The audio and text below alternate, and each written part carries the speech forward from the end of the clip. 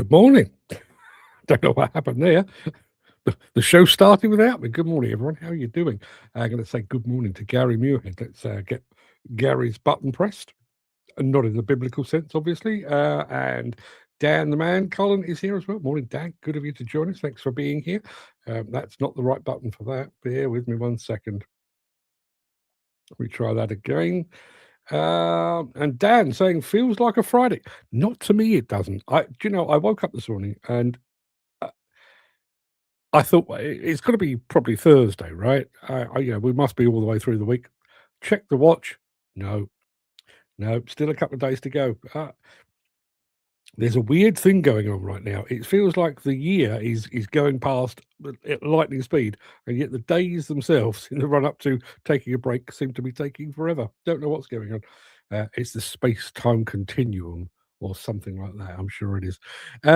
He's not here yet, but I do want to say a very quick congratulations to Jim Turner, who has just got himself his 500th subscriber over on YouTube, which means that he can now speak.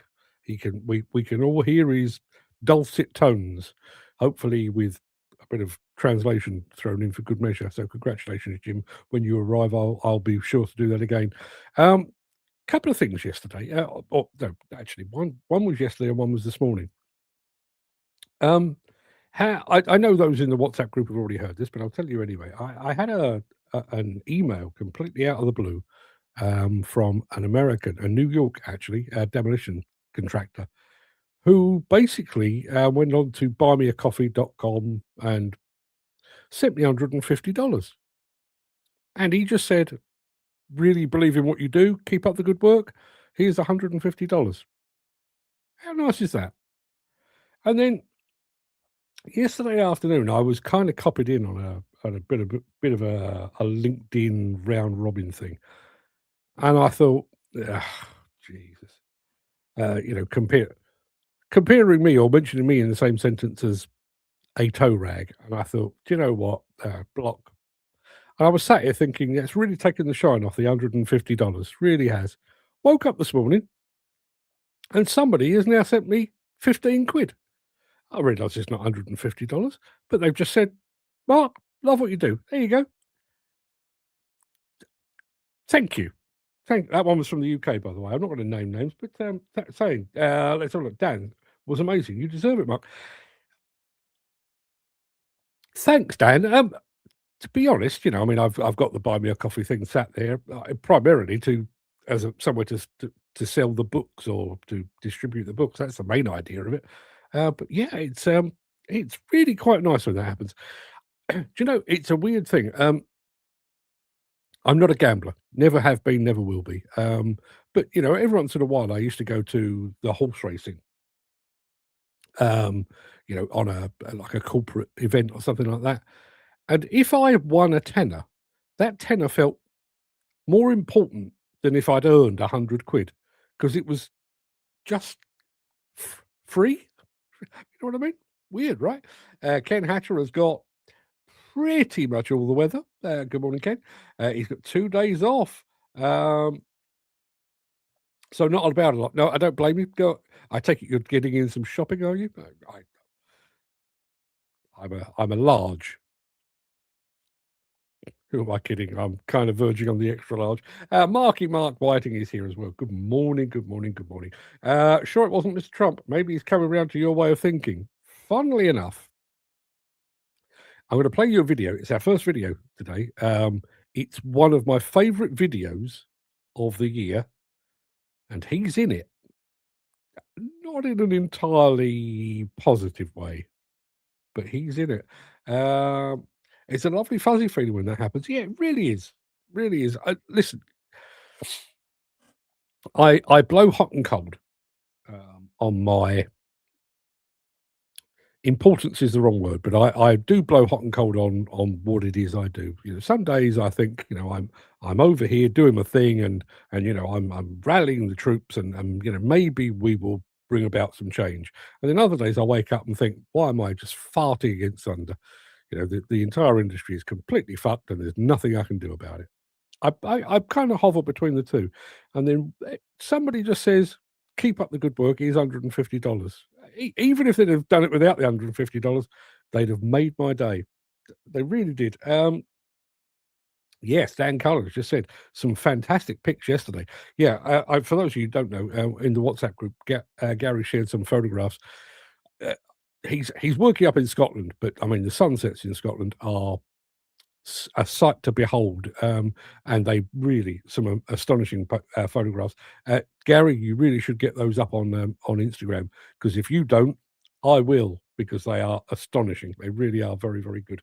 No sign of Jim yet, so I'm going to crack on a bit, particularly as Mark Whiting's here, because that obviously is our flag to go. So I'm going to roll the intro and get this show on the road just as soon as I remember how to do that.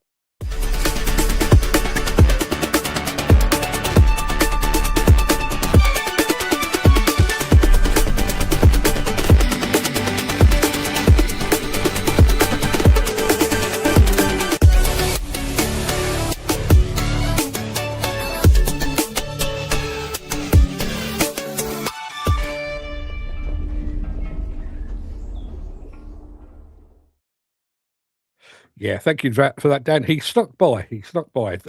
Yes, Jim is most definitely here. He says, "Morning, peeps." Jim, congratulations on your 500 YouTube subscribers. Astonishing achievement. Well done, that man. Looking forward to your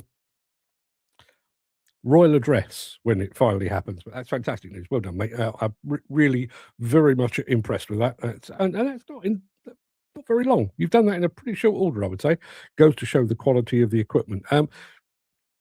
I think the other thing that Jim's success proves is the fact that you don't have to be dancing and pulling silly faces and being a bit of a twat.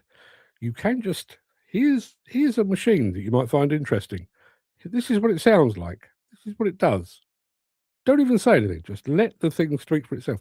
And there you are, Jim Turner, 500 subscribers. Well done, that man. Talking about Mr. Trump, did you see he's saying, John Deere, they have to remove all the emissions equipment fitted to their stuff and make them cheaper to buy because you don't need them. What an arsehole. You know, I realise this is highly, highly, highly unlikely, and it's going to be even less likely when I say out loud what I'm about to say. But sometimes I daydream that, for one reason or another, I find myself in the presence of Mr. Trump when he's calling a female reporter piggy or telling somebody they're a low IQ person, and just sort of bringing myself up to my full 5'10" and just saying, "You fucking idiot." Just letting him have it with both barrels, full South London accent and all. If somebody can make that happen, if somebody can grant me an audience with that talking yam, let me know. Anyway, it's Wednesday, the 10th of December. Welcome to the Breakfast Show. I am your host, Mark Anthony, the Walrus of Demolition, the Lord High Chancellor of live streaming, and the least likely person to get an audience with Donald Trump. In today's show, I'm going to show you probably the best demolition film you will see this year. It's that good. Zoomlion's latest mini excavator, Leica Tech delivers precision, and tiptoeing at the shoreline with Menzi Muck. Now, we do occasionally share videos of the Menzi Muck machine, and often there are exhibitions where they're standing up and you know, looking all transformery. There is a purpose to the way that they move, and that video illustrates it really, really well. So looking forward to bringing that one. And by the way, our morning monologue today is called Toxic Friends. It's none of you, and it seems oddly out of place given the fact that you know, several people have been very, very kind. Yeah, over the past 24 hours. But yeah, it's called Toxic Friends. We've got somebody over from Twitch, which doesn't happen very often. John Squander says, "Are you breaking fast?" Yeah, the show's about demolition, and about 5.5 years ago, I thought breakfast, break fast, because demolition people break things. It seemed like a fantastic idea at the time. Become a bit of an albatross since then, but it is what it is. That's where we are. But good morning, John, and thank you very much indeed for being here. Jim, you should buy a GoPro and a selfie stick for more views. Yeah, I totally agree. Listen, some of the best best content I see on YouTube is literally an operator gets in his cab, sticks a GoPro behind his head or in front of him, and just goes about the day. Awesome. Thanks, says Jim. My philosophy is if I find something interesting or noteworthy, then maybe someone else might like it to see it too. Yeah. Yeah, as I say, I mean, there's a channel that you might like to give it a viewing at some point, Jim, given the fact that you are now a YouTuber. There's a company called Think Media who do a lot of stuff, very American, very over the top, a bit too spiritual at times, but they do speak a lot of sense. And one of the things that they say all the time is nobody will tell the story quite like you will. So even if it's just literally you building your fence or draining a field or whatever it might be. Nobody else has done that quite like you. And if you've got a GoPro, just stick it up, stick it on a tripod, whatever it might be, and crack on. Can't wait to see this. Yeah, it's coming very, very soon, I promise. I'm still sitting in front of 10 boxes of biscuits, 3 days in, very tempting. I don't know how you've done it. You know that thing where people talk about if you're doing a recipe, use some leftover wine. Well, I mean, I don't drink, but there's never any leftover wine here in this house. And leftover cheese. Who on earth has leftover cheese? Yeah, don't understand that at all. What have we got here? Chris Ford is here. A morning team, better late than never. Not a problem at all, Chris. Welcome. Exactly, Jim. I like your content. Brings back memories of me back home. See, there you are. You've struck a chord, Jim. You've struck a chord. Right, okay. I'm going to play you a bit of Caterpillar, and then I'm going to show you this video because it really is a bit of a stonker.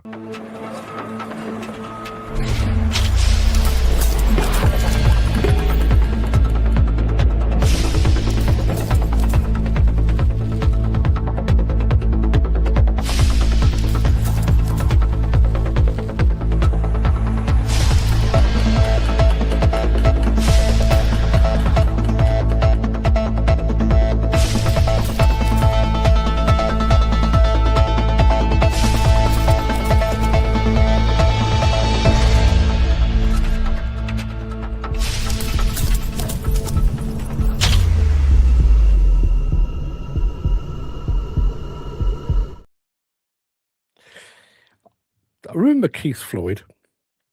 I do. Keith Floyd never had leftover wine. No, he didn't. I wonder if we would be able to, or whether we would tolerate that now.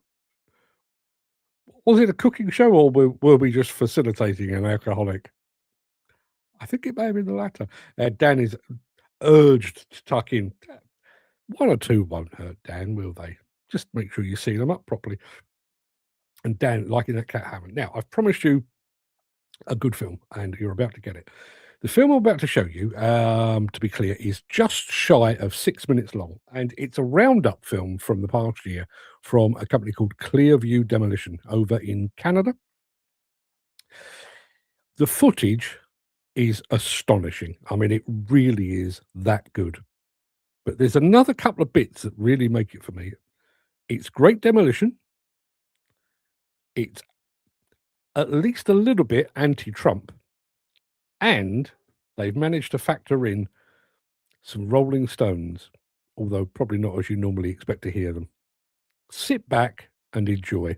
This is a work of art.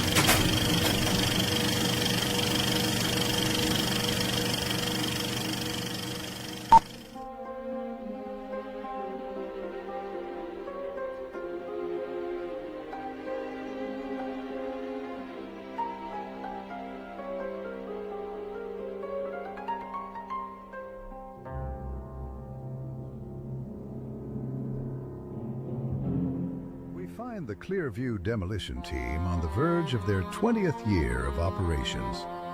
Living through fires, floods, recessions, and booms. No pun intended. But now facing a new challenge.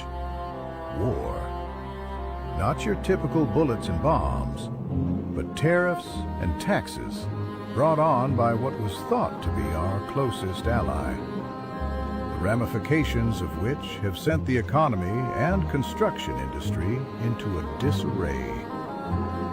Faced with this new reality, we rely on our team, our experience and tenacity to help weather this storm. It's up to all of us now to show our clients and our competitors how we claimed the top spot in the demolition world and how we intend to keep it.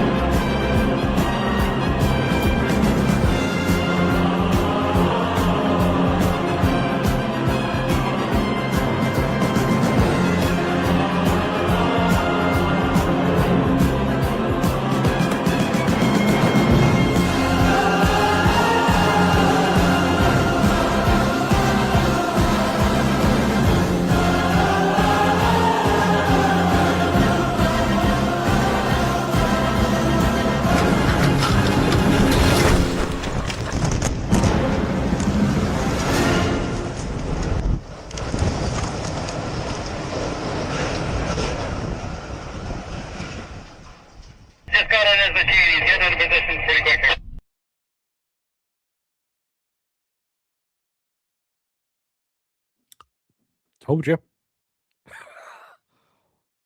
That's a work of art, right? Unbelievably good. Let's have a look. Going back to Jim and his YouTube career, I'm going to invest in a few different camera mounts so I can stick them with various machines and tractors. I think it was RAM mounts I was having a crack with at Plantworks. Jim, listen, I'm a few years ahead of you. I don't have your experience, but I'm a few years ahead of you. Ask them to send them to you, and you will mention them in your video, in the description of your videos. You don't have to actually say it. Ask them. They may well just send them to you. Honestly, they really might. Have a word. Shows you how the UK demolition etiquette is dying. We used to be top in the world, but not anymore. Compared to some of that, I totally agree. Wow, that is some start to a video. I could listen to that all day. Yeah, nothing like a bit of Stones, and even the classical version. Jim, I'm in no rush to get a selfie stick. If you want one, Jim, I've got one going spare. Wow, on a barge now. That is fantastic. Yeah, Gary Muirhead, Paint It Black. What a tune. Yeah, absolutely. I was going to say it's one of my favourite Stones tunes. How do you choose a favourite Rolling Stones tune? There's 60 years of music to choose from. Great version of an already fantastic song. 100% agree. The tune makes it even better. Yeah, I'm surprised the thumb never took off in the UK. Yeah, me too, to be honest. It's a handy thing. It is a handy thing, and the Americans and the Canadians love them. Wow, that well-packed barge, that takes time and patience to get that sorted for weight distribution. I bet it does. That's a time and effort put into that video. I mean, it helps the fact that they've got a whole year of footage to go through. But the voiceover I thought was great. The transitions were great. The choice of music was great. Just an awesome, awesome thing. Fantastic video. Yeah, indeed. I'm going to show that to Fred later and say, match that if you like. Pity other companies don't do this. Do you know, it's really strange, actually. Every once in a while when I find myself kind of at a loose end, and I'm sat there looking at YouTube, and I think, I wonder if so-and-so demolition company have got a YouTube channel. And it's astonishing how few actually have. I mean, I think the Delta one is very good. The Ward one down under is very, very good. Cardem's good. Despay is very, very good. But very, very few. I think here in the UK, I think AR Demolition were one of the pioneers of demolition video. Absolutely top notch. And we've had this from Alex Mack, who says they're no Firma or Priestley. Yeah, Firma very good as well. Priestley, fantastic videos. But that was quite the video. I totally agree. Yeah, it really was. And I mean, I've got to be honest with you. We've got another 3 or 4 videos to come. None of them are quite that good. I've peaked too early, which is probably not the first time I've said that in my life. We're going to be back in a moment with the latest Zoomlion mini excavator. Stick around if you fancy a piece of that. If you are enjoying this episode, please consider supporting the show. You can leave us a tip at buymeacoffee.com/demolition news. Yeah, Jim, this is the way it works, I'm afraid. Thanks for the offer, but I'm in no rush to have my mug on the camera. But I said I would if I ever hit 750, which I'd said 1,000 now.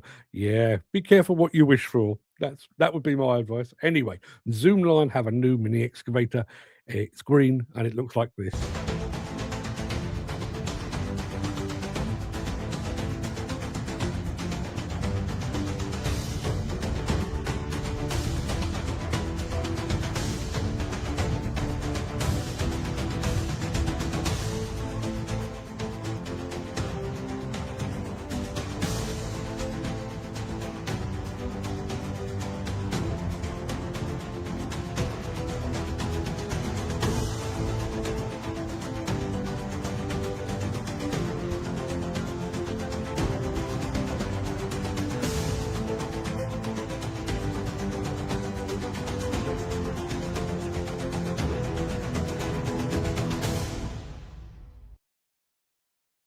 The mighty Mick Norton has just joined us as well. Morning, Mick. How are you doing, my friend? How are tricks up in Wakefield? How is Mrs. Norton? Haven't asked for a while. How is Mrs. Norton getting on? Hope she's fit and well. We've got a bit of precision from Leica coming up in just a moment after. Since the finance bill came into effect in April, the construction industry has seen a surge of fuel thefts. The rising cost of living has placed an additional risk of theft by employees and contractors, as well as opportunistic thieves. By using diesel dye and placing warnings of its use, you are sending a clear message that this is your fuel.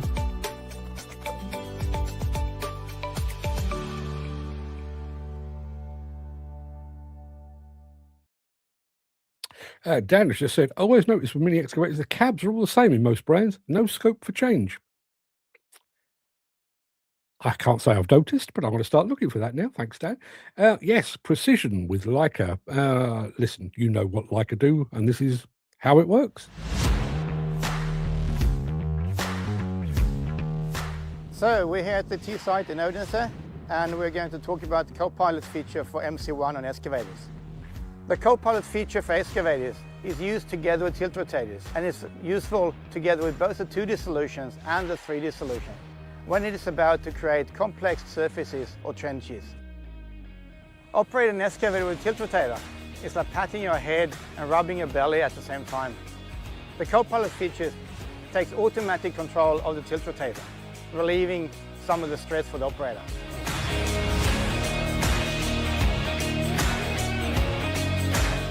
For the excavator operator, it's an easy task to engage co-pilot.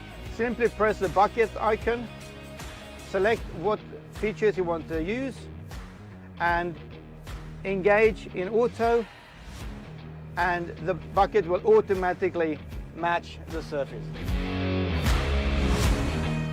Undoubtedly, both operators and site management will notice an improved efficiency and productivity. However, every job is a bit different, so it's really hard to also put a number on the efficiency. But let's do a small test here. Side by side, two machines, one with co-pilot and one without co-pilot. Then you can make your own opinion.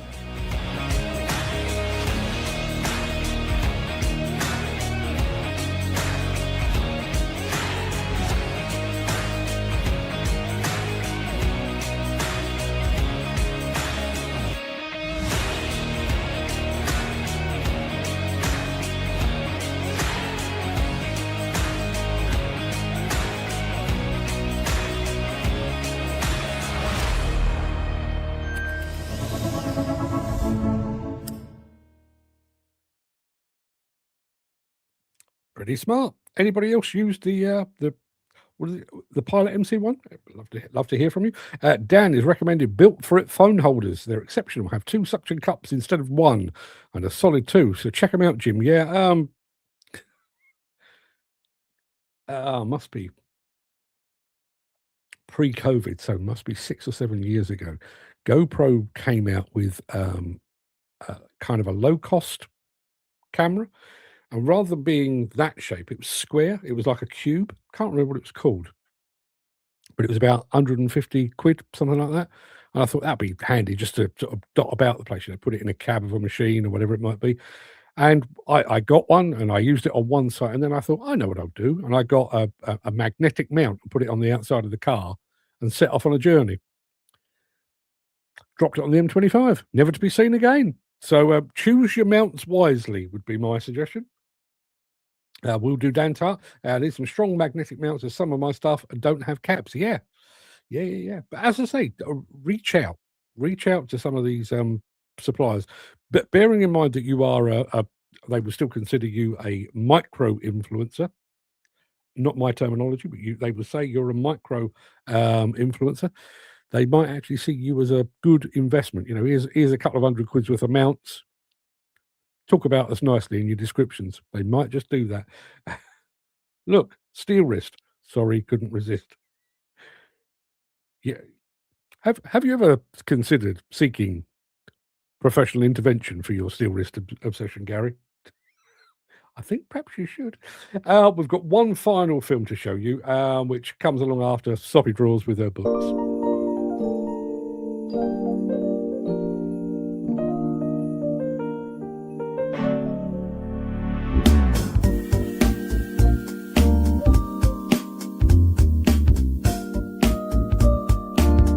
It's good to read. Head over to the Demolition News bookstore. Maybe I'll see you there. I'll tell you now, she's not there.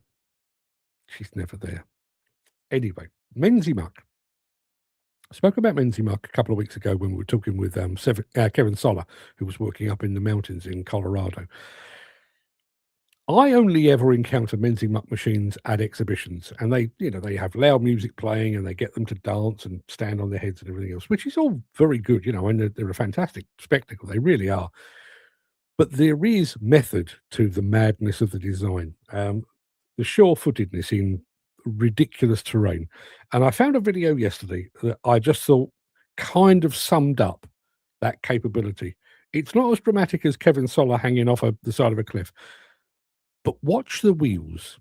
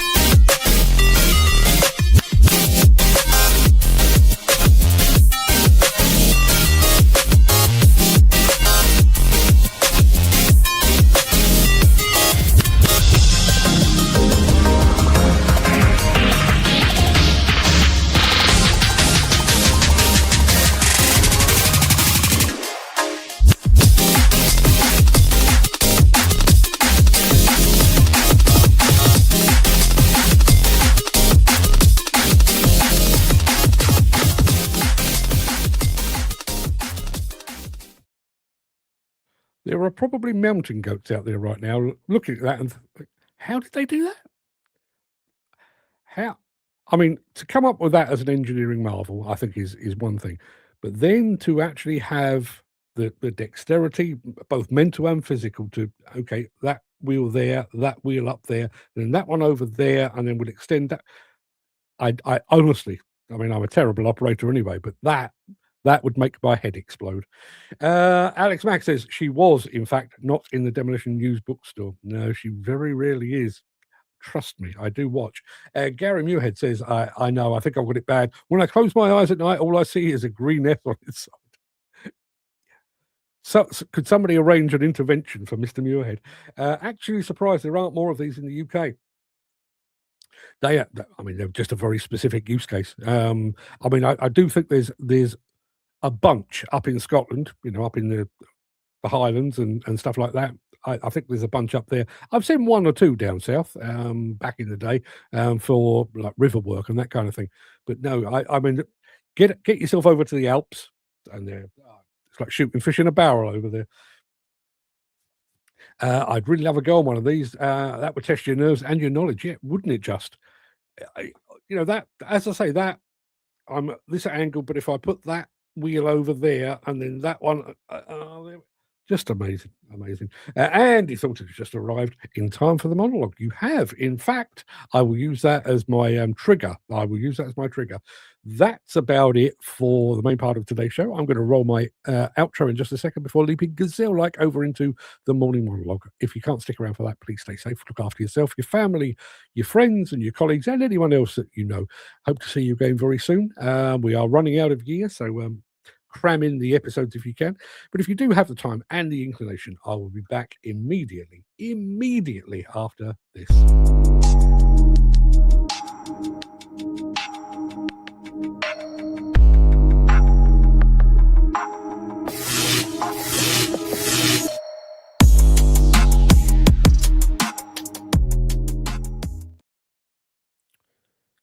Imagine you have a friend. Well, less a friend, more an acquaintance. Actually, not an acquaintance, a person that your friendship group kind of tolerates. They're loud and demanding, desperate to be the centre of attention. They're opinionated too. Anything and everything has to go just as they want it. They are the living embodiment of my way or the highway.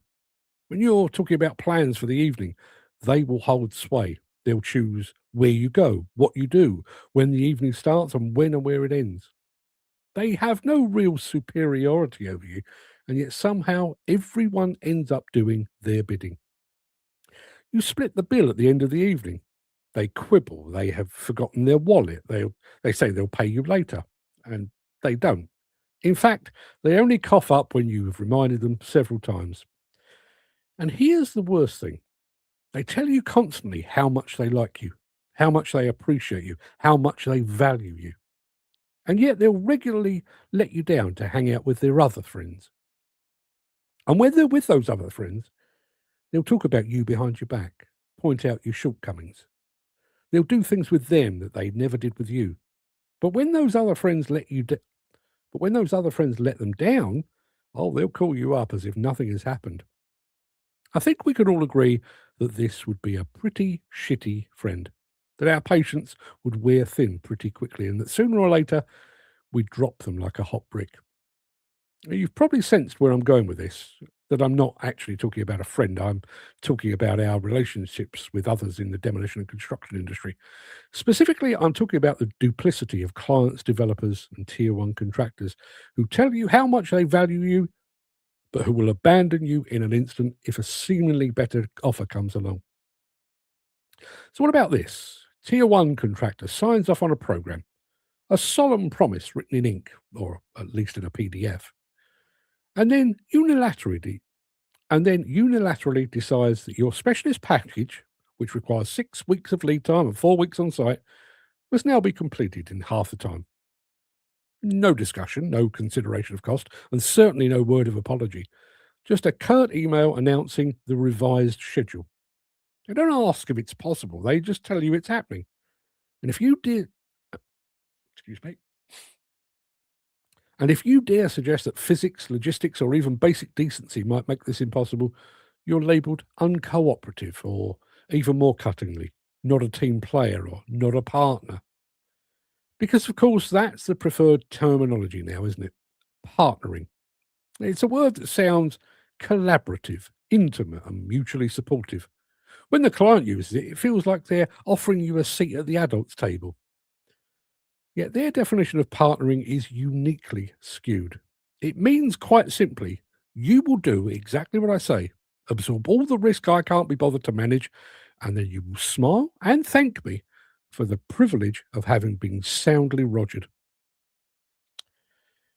Let's return to the bill splitting part of the story, which in our industry analogy quickly moves from quibbling over a tenner to something far bigger and far more sinister. The client says they value you, right? They say you're essential to the team, the backbone of their success. So you deliver the job, you put in the hours, you meet the revised and entirely ridiculous deadline, and you manage the inevitable changes they demanded halfway through. You've delivered the service, tangible item, the thing they need to move their enormous project forward. You send the invoice, and then nothing. You wait. You send a gentle reminder. You wait some more, and you send a slightly firmer but still terribly polite email. You are now the friend constantly chasing that forgotten fiver, only now it's tens of thousands of pounds, and your solvency and the survival of your company depends on getting that money back. The standard payment terms, 30 days, 60 days, sometimes even longer, which are a disgrace in themselves, are seen as the client as optional suggestions. In fact, they are often the starting point for a protracted saga of spurious queries, demands for additional, entirely unnecessary paperwork, and then the general chilling silence of someone who simply doesn't care about the consequences of their financial negligence. They treat your money as their personal, interest-free, and unacknowledged loan. And yet the irony is delicious, isn't it? If you fail to meet a deadline, the client is instantaneous and ruthless with penalties, liquidated damages, and contractual threats. But when they breach the most fundamental part of the agreement, paying for services rendered, it's just an administrative, I can say this word, it's just an administrative delay. This brings us, I guess, to the ultimate act of betrayal, the moment the mask of partnering drops entirely, revealing the cold, hard face of pure transactional greed. Remember when the client told you, sorry, distracted by my own nose. Remember when the client would regularly let you down to hang out with those other friends? In the construction world, those other friends are the competition. You are quite literally one bad mood or one cheaper price away from being dropped like a hot brick. You might have worked exclusively with that client for years. You've been their trusted supplier, the one who stepped up when their previous partner went bust. You've consistently delivered quality, you understand their systems, and you've shown the loyalty of a faithful Labrador. But then the client gets a sniff, a whisper from a new supplier offering the same service for a little bit less. Does that client factor in your reliable service, your deep understanding of their site rules, the relationship capital you've built? Do they bollocks? The tier 1 contractor, upon hearing a cheaper price, instantaneously forgets the shared values and the lovely photos they took of you at their annual supply chain awards, an event at which you were forced to pay for a table, obviously. They abandon you without a second thought, trading proven, reliable service for a short-term, minimal saving. The conversation, if you're lucky enough to get one, sounds something like, "It's a purely commercial decision, old chap, nothing personal. It's just that company X were cheaper. We have to look at the bottom line, don't you know?" What they actually mean is, we demand unquestioning loyalty, fealty, and the highest standards from you, but we are unwilling to show even the slightest modicum of commitment in return. You are entirely disposable. So let's circle back to the shitty friend. In our personal lives, we'd cut them off. We'd stop answering their calls. Yet in our industry, we've accepted this tyranny. As the status quo. We queue up, cap in hand, to be abused repeatedly by the very clients and contractors who wax lyrical about stakeholder engagement and collaborative procurement. We accept the payment delays, the arbitrary program changes, and the instant dismissal because, frankly, the fear of losing the next job is greater than the collective outrage over the. I'm going to do that bit again. The fear of losing the next job is greater than the collective outrage over the injustice of the current one. This isn't partnering. This is a poisonous relationship dynamic. It's an abusive cycle where the supplier constantly seeks approval from a client who is pathologically incapable of offering genuine commitment.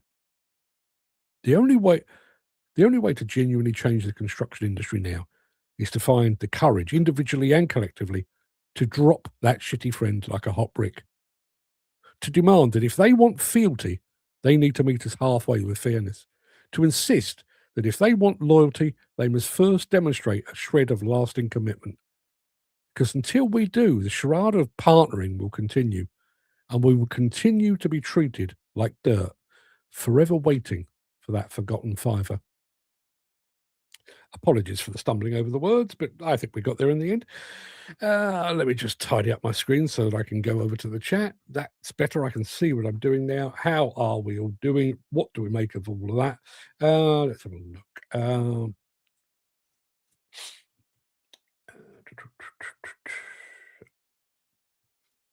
Dan says, had a few like this every Friday. Calls, are you going to the pub? When you stop drinking, no calls. Jim says, can we also do this with the competence card scheme too? They are no friend to our industry. No, they're not. No, they're not. And yet we, as I said in that, we queue up and doff our caps and, oh, you want us to renew a card? Oh yes, can't wait to do that. Yes, I mean, the very fact that I'm here on your project doing a thing, and now you want me to go and sit a test to prove I can do the thing that I'm sat here doing. Oh, yeah, that sounds like a perfectly reasonable request. Mick says, piling companies are often the victims of the 11th hour contract changes as outlined in your monologue. Piling contractors, demolition contractors, ground workers, it's the same. And one of the things that I find most frustrating, particularly, I mean, I'm sure everybody feels the same as this, but when it comes to demolition, if a tier 1 contractor was genuinely good at demolition, they'd do it themselves. They'd get themselves some diggers, either hired in or they'd buy their own, and they would do the demolition themselves. But they don't, because they can't. So what they do, they go out to the market and they say, we need a demolition contractor to get rid of this structure, this building, this tower block, whatever it might be, because we need your expertise. How much will it be? How long will it take? You tell them, okay? And then they decide, actually, we do know everything there is to know about demolition, so we think you can do it in half the time and at half the cost. Says who? Oh, dear. Dan says, yep, was with the company for 7 months, asked for a raise, never took a day off, never late, not even a thank you for the work put in. A wankers. Yeah. Yeah. The funny thing is, whenever I talk about this as a wider subject, I tend to do it in terms of client developer, tier one, and then down to subcontractors. But this is also true among individual workers. Because when you think about it, because of the push into self-employment and working through agencies, we've basically, a lot of our workers are part of, what do they call it now? The gig economy. We'll take you on for a week, 2 weeks, 4 weeks, and then we'll throw you out. In absolute truth, that's precisely how the tier one down to subcontractor works. We'll pick you up, we'll probably abuse you along the way, and then we'll drop you to go to your nearest competitor the next time around. It's the same thing. And you be here for a year, no problem. You're one of the best here, and don't answer the phone when I want to ask a question. Yeah. Oh yeah, you're the best thing to slice bread until you become problematic because you had the temerity to ask a question. Piling contractors often have to suffer the 11th hour contract. I've done that one. Oh, it's come through twice for some reason. I'll never mention their name to anyone. I'll tell people to not bother to work for them.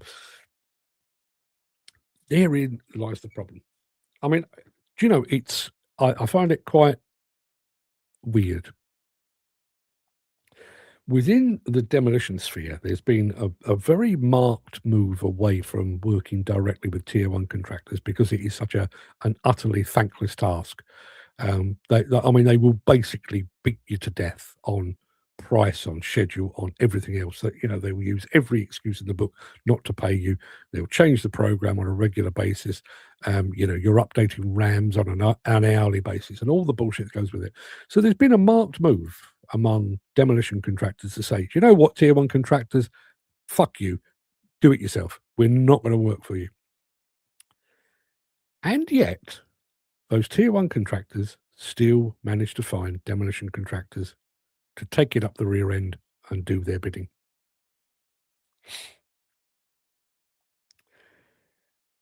I realise at the moment we are in a pretty tough predicament in the industry.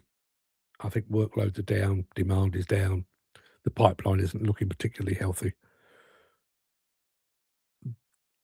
The tier ones, the clients, developers have got us over a barrel. If we unilaterally decided, as the demolition fraternity, the piling fraternity, whoever it might be, enough, here is a set of rules, and if you're not going to abide by those, you can go and whistle for your demolition. But because everyone is scratching around for work, or I say everyone, a lot of people are scratching around for work, there will always, always, always be someone who will break ranks, take the rogering, take the beating, take the delayed payment, take the hostile, abusive relationship, and say, thank you, can I have some more, please? And until you can actually overcome that, nothing will ever change, because they will always, always find somebody cheaper and more willing. And it makes you wonder, is that not one of the roles of a trade association? To actually, get all their members together in a room and say, enough's enough, fellas. They're taking the piss out of us now. Don't do it. Don't do it. If we refuse, even if we refuse for a month or 2 months just to take this bullshit until they come to our way of thinking, a standard set of terms and conditions that aren't changeable at a moment's notice, but they don't. Instead of which we just end up going round and round in circles. Oh, they didn't pay us. Oh, they're using retentions. Oh, they've changed the RAMs again. Oh, they've demanded that we finish the job even quicker than they originally agreed. And we'll do it again, and again, and again. That's another thing. It's word of mouth can kill a company. If no one wants to work for them, Noteful, but no problem. A lot of guys are two-faced. Okay, I'll not go to them, and the next thing they're there working. Yeah. I mean, listen, I also wonder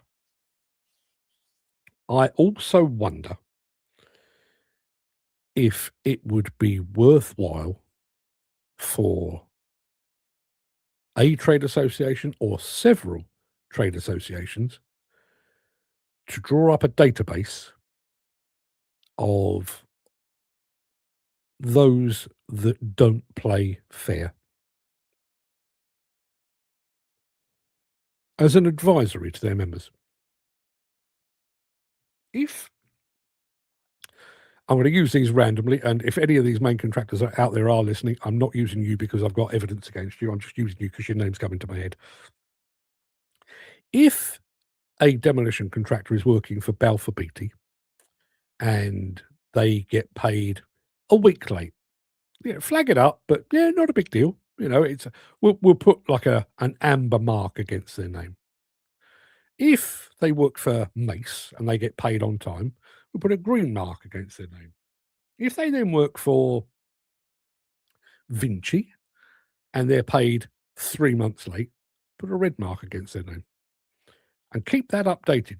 Get that feedback from the individual member companies of that trade association and use that to trigger that scoring system so that you're going in informed.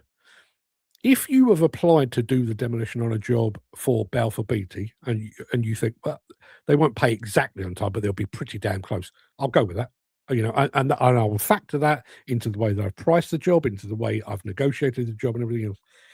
If you see the same for Mace and they do pay on time, you think, well, I will cut my cloth accordingly. I will work with them. I'll be glad to partner with them because, there's clearly a bit of a two-way street going on here. If, however, who was I? Oh, Vinci. Yeah. If you're working for or if you've got an opportunity to work for Vinci and you've got a red flag there, you might decide sensibly to say, I'm either going to go in over the odds, knowing full well that I'm going to have to carry the cost of this because they won't pay me on time, or just say, nope, not for me, thanks. No, not doing it.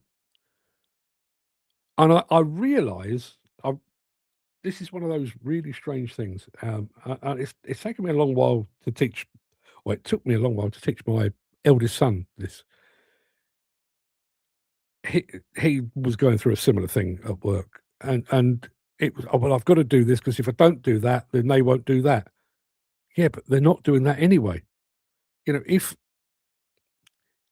you're going in to work with a company that's got a red flag against their name for late payment or, abusive practices or whatever it might be, and then they're abusive again, who do you blame for that? Surely you blame yourself, don't you? But at least, going in with your eyes fully open to be able to make an informed decision. You do that when you were buying. If you were going out into the market to buy yourself an excavator, you'd compare the Cat with the Liebherr, with the Hitachi, with the Komatsu, with the JCB. You do your homework, you do your shopping around, and you decide to yourself, that's the most expensive, but it's also the most reliable. You do the math. Should you not be doing that, not just in your purchasing, but also in your buying, in your selling rather, when you're out in the market? If there's somebody locally, nationally that has got a terrible reputation for how they treat clients or how they treat subcontractors, how they pay subcontractors, just don't work with them. Mark, I think it's called subby bashing.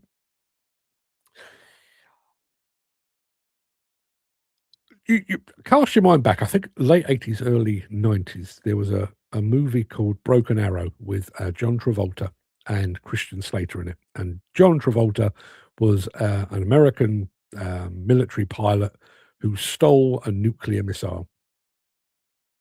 And at one point in the film, it's very famous, one point in the film, somebody says, we've got ourselves a broken arrow, which is, we've got a stolen missile. And Christian Slater delivers the line, I don't know what's more scary, the fact that we've lost a nuclear missile or the fact that it happens so often we actually have a name for it. And there you are. You know, the very fact that this is such a regular occurrence that subby bashing actually has a name. It's not a one-off incident. It's that regular that we have named it. And yet, we continue as an industry, as industry sectors, and as individual companies, we continue to accept it. And Andy, there we are. There we are. Yes, he says, that's exactly what a trade association is for. United you stand, divided you fall, or bend over. Yes, bend over for a sound of rogering, often of the unlubed variety, which is desperately uncomfortable. Dan Cullen says, I don't know that, by the way. Yeah, that's the way it is, but no one will stand to it. That's the thing. Well, going back to this, united you stand, divided you fall. Ever get the feeling when you look back over the last probably 40 years of the industry that we have been strategically divided? Going back to the days of union busting, when we could organise, an industry-wide strike, a national strike or general strike, when we could actually unite under behind a single cause. And I know from my experience with unions, we often came out in support of allied workers. They weren't exactly in our business, but they were allied to us, and there was the fear that if it happens to them, it could happen to us. So there was a bit of that going on. Now I think we've been strategically engineered into disunity so that they can just pick us off. Don't like it? Don't care. Governments are there to set industry standards and rules, but governments don't know anything about any industries because they've never been involved in any of them. But they are too stout to listen. Well, too stout to listen to any industry organisations. Again, I think there is there is a disconnect now. I can only use my experience within demolition and with the NFDC as an example, but this is it's the same across industry. So the NFDC used to have a couple of pet MPs. They'd invite them along to AGMs and luncheons and that kind of thing, and they'd wine them and dine them, and maybe they'd do the other thing as well. But they had someone within government. So if, for example, the whole red diesel debacle 2 years ago, if that had happened back 25 years ago, there would have been a phone call to that MP. Oi, Sir Stanley, I don't know what his name is, but Sir Stanley, this red diesel thing, that's going to crucify us. Have a word, would you? Because they all speak like that in the demolition industry. Have a word, would you? And on a lot of occasions, Sir Stanley or whoever he was would go to his colleagues and his peers and say, could we possibly ease back on that or do that in a different way? And yes, sometimes it works, sometimes it doesn't. The problem you've got now is the fact that there is no direct link. Think back to when, I'm just trying to remember, it was, I think it was Balfour Beatty jumped ship. They left Build UK. Build UK has kind of positioned itself as the conduit between industry and government. But Balfour Beatty basically said, we don't need you anymore. We've got better connections with government than you have on your bike. The problem is that not everybody has that. And the other problem is the fact that those trade associations have allowed that to slip away. So in red diesel being an example, this whole embodied carbon thing, rather than being able to pick up the phone to Sir Stanley and saying, stand me on China, sort this out, would you? There's no such thing. There is a disconnect. We've got nowhere to turn. Andy says, back in the 70s, the unions were too strong. And in my honest opinion, crippled the country. But now the pendulum has swung too far in the opposite direction. 100%. Yeah, I mean, we did go through a period, which is why I ducked on unions personally. But I do think we'd allowed the tail to wag the dog. We're now got the point where the dog is basically ignoring the tail entirely. I agree with you totally there, Andy. Spot on, Andy. It's now the government in self-destruction mode. And when you, in absolute truth, I mean, I realise, you know, we all have our political leanings, but I think the reason that the Labour Party got voted in was because the previous Conservative government had been piss poor.